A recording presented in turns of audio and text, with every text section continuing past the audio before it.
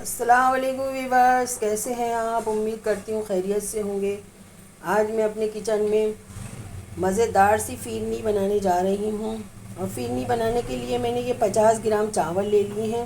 اب اس کو میں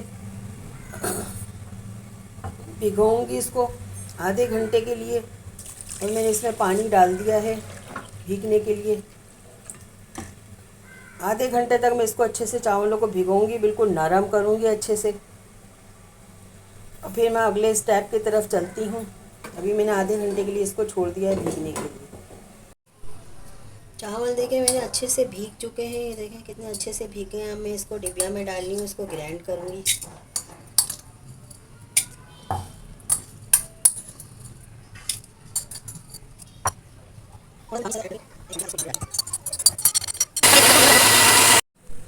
چاول دیکھیں ہمارا اچھے سے گرائنڈ کر لیا ہے میں نے، دیکھیں دانا بن گیا ہے چاول کا۔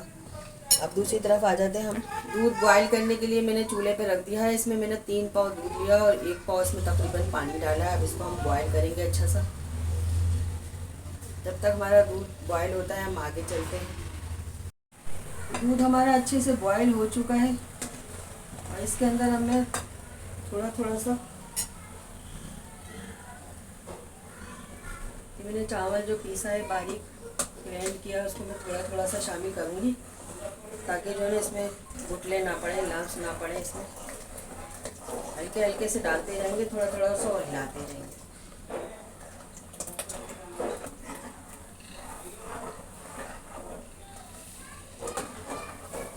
اب ہم اس کو آدھے گھنٹے کے لیے خوب اچھے سے پکائیں گے، اس کو کافی گولڈن سا کریں گے، پھر میں آپ کو آدھے گھنٹے کے بعد دکھاتی ہوں۔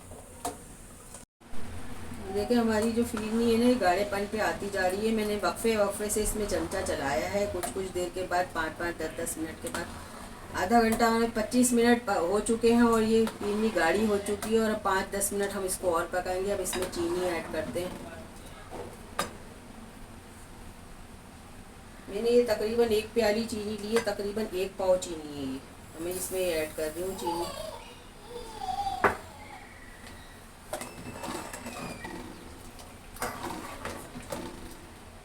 جب تک یہ گاڑھی نہیں ہو جاتی، اس کا چینی کا پانی بھی ابھی اس کے اندر چھوٹے گا، اور یہ جب تک گاڑھی نہیں جاتی ہم اس کو پکاتے رہیں گے، اور وقفے سے چمچہ چلاتے رہیں گے۔ تھوڑا سا اس کے اندر میں سبز الائچی کا پاؤڈر شامل کر رہی ہوں۔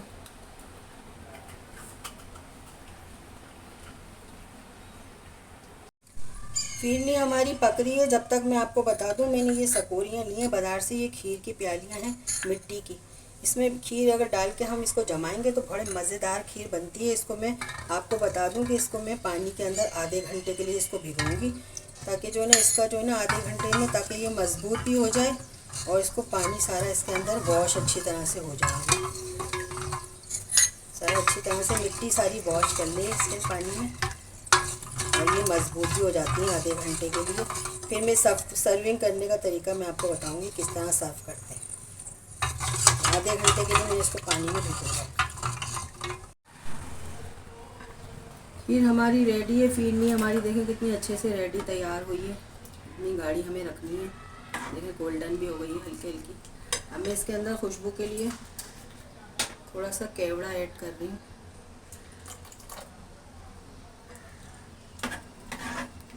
اس کو ہلا دیں گے اچھے سے۔ کیوڑے کی بڑی اچھی سی خوشبو آتی ہے، اپنی الگ ہی خوشبو ہوتی ہے کیوڑے کی۔ فیرنی میں بڑا مزے کے لگتا ہے کیوڑا، خوشبودار سا۔ اب میں آپ کو سرو کر کے دکھاتی ہوں۔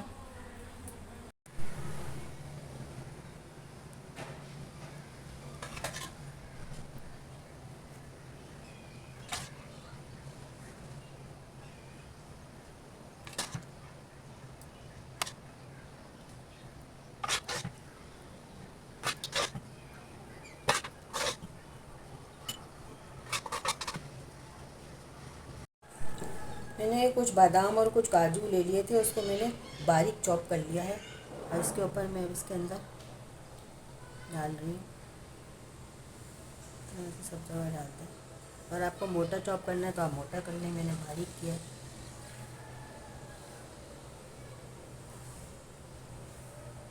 میں نے آپ کو دونوں طریقے بتا دیے، دونوں میں سرونگ کر کے بتا دی ہے۔ اگر آپ مٹی کی پیالیوں میں کرتے ہیں تو بہت مزیدار سی بنتی ہے، اس کی خوشبو ہی الگ ہوتی ہے فینی کی۔ آپ کھائیں گے اور انگلی سے کھائیں گے تو اور آپ کو زیادہ مزہ آئے گا فینی کھانے میں، ٹرائی ضرور کیجیے گا۔